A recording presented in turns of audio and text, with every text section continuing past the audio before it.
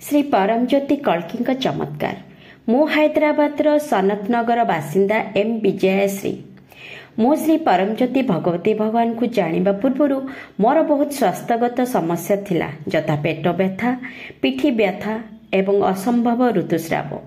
जड़े डाक्तराणी मते कहले जे मो गर्भाशय पाखरे गोटे ट्यूमर होईची, जार आकार बढ़ी जाउची। से मते ऑपरेशन पे कहले।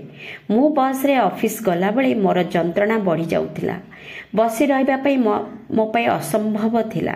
ऑफिस रे बसी काम करिबा बेले मते जेमती नर्क जंत्रणा हेउथिला, जेहेतु मते लंबा समय धरी बसी काम करिबाकू पड़ुथिला। 1999 मसीह मोर क्षीरबाला मते श्री परमज्योति भगवती भगवान को विषय कहला, किंतु मु एते हतभागी जे ता ग्रहण करिली नाही।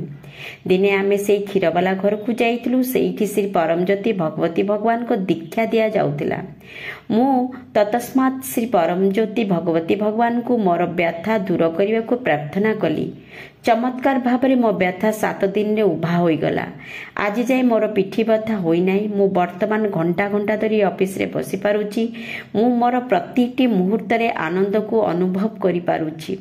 मोर जीवन रक्षा करिबा संपूर्ण आरोग्य प्रदाता श्री परमज्योति भगवती भगवान को मोर हृदयपूर्वक कृतज्ञता।